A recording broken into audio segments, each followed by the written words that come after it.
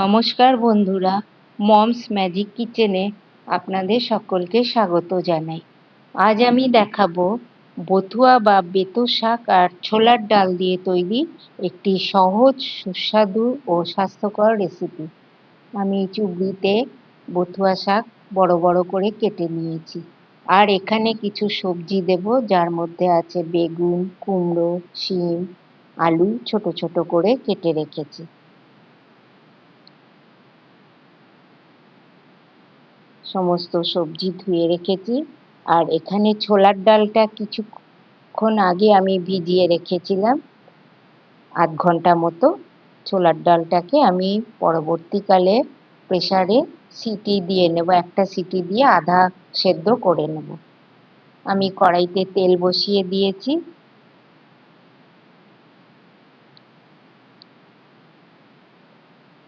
শীতকালের বথুয়া শাক, ছোলার ডাল, আলু, শিম, বেগুন দিয়ে রান্না করলে স্বাদ ও পুষ্টি দুটোই বেড়ে যায়। ভাত বা রুটির সাথে খাবার জন্য এই বথুয়া শাক আর ছোলার ডালের নিরামিষ সবজি খুবই উপাদেয়।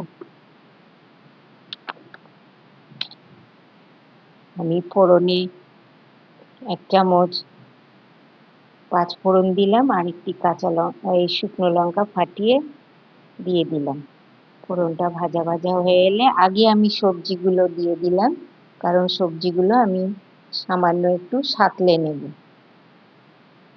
তেলের মধ্যে নাড়াচাড়া করে একটু সাঁতলে নেব, যাতে কিছুটা নরম হয়ে আসে।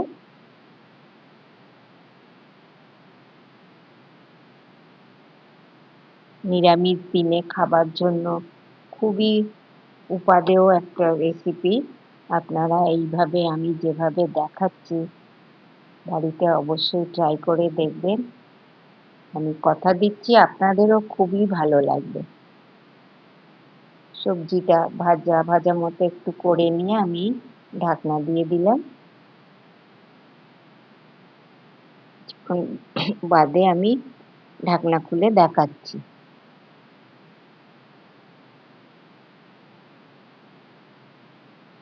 বথুয়া শাক এমনিতেও, শাকসবজি তো খাওয়াই আমাদের স্বাস্থ্যের জন্য ভালো, তার উপর বথুয়া শাক বা বেতো শাক, যেটা আপনার শরীরের ব্যথা উপশম করে, যে কারণে এইসব শাকসবজি একটু বাচ্চাদেরও খাওয়া শেখাতে হয়, আর আমাদের তো দরকারি। দেখছেন সবজিগুলো একটুখানি সাঁতলে এসেছে, এই সময় আমি শাকটা দিয়ে দেবো।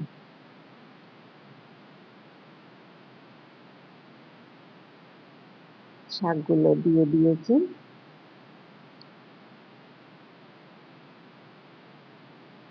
এবার নাড়াচাড়া করে নেব, সমস্ত সবজির সঙ্গে শাকটা ভালো করে মিশিয়ে দেবো।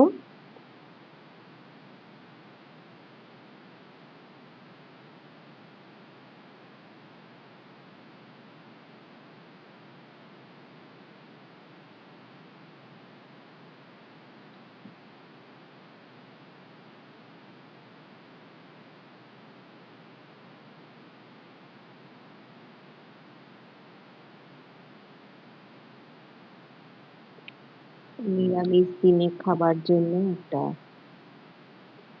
খুব ভালো রেসিপি। আর এই বথুয়া শাকটা একমাত্র শীতকালেই পাওয়া যায়, আর সারা বছরে পাওয়া যায় না। তাই শীতকালেই রেসিপিটা অবশ্যই করে দেখবেন। আমি এখানে পরিমাণ মতো হলুদ দিয়ে দিলাম, তারপর পরিমাণ মতো নুনটাও দিয়ে দিলাম। এবার নুন হলুদকেও সমস্ত সবজির সঙ্গে ভালো করে মিশিয়ে নেব, একটু নাড়াচাড়া করে নেব।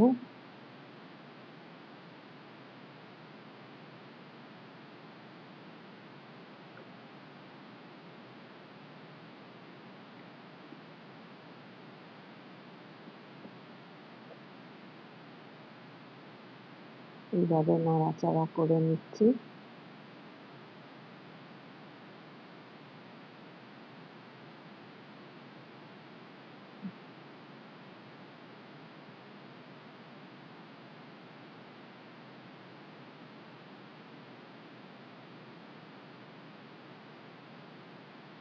আবার একটু ঢাকনা চাপা দিয়ে দিলাম।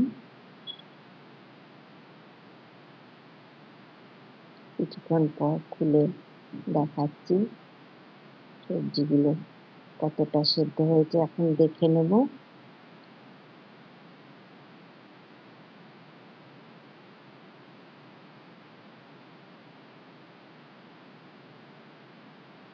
শাক তো মজে গেছে অনেকটাই, কিন্তু সবজি সেদ্ধ হওয়া একটু বাকি আছে। এইখানে আমি সবজিগুলো সেদ্ধ হওয়ার মতন সামান্য একটু জল দেব।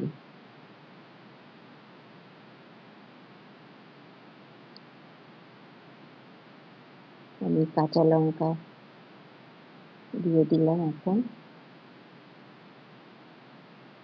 এবার সামান্য একটু সবজিগুলো সেদ্ধ হওয়ার মতনই সামান্য করে জল দিতে হবে। জলটা দিয়ে দিলাম। আবারও আমি ঢাকনা চাপা দিয়ে দেব সবজি সেদ্ধ হবার জন্য।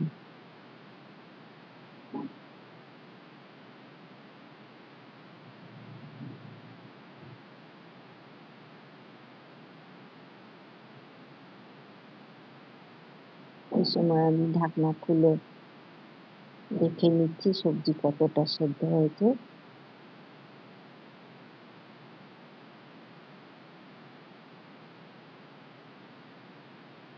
দেখুন সবজি সেদ্ধ হয়ে গেছে বোঝা যাচ্ছে। এখন আমি ছোলার ডালটা কুকারে সেদ্ধ করে নিয়েছিলাম, একটাই সিটি দিয়েছি। আধ সেদ্ধ মতো করে নিয়েছি, গোটা গোটা আছে কিছু ডাল। এইরকমই করবেন, পুরো গলে গেলে টেস্টটা ভালো হবে না। আর নুন দিয়ে যেহেতু ডালটা আমি সেদ্ধ করে রেখেছিলাম, এখানে আলাদা করে আর নুন দেওয়ার প্রয়োজন নেই। এবার ডালটাকে সমস্ত সবজির সঙ্গে ভালো করে নেড়েচেড়ে মিশিয়ে নিচ্ছি।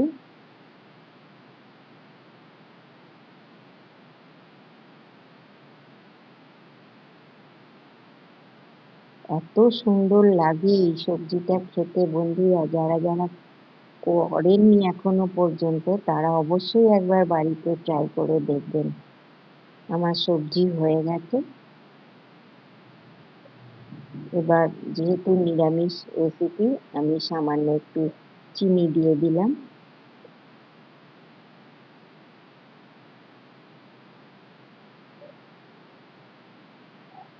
এই পর্যায়ে এসে রেসিপি আমার রেডি। নাড়াচাড়া করে ভালো করে মিশিয়ে নিলাম।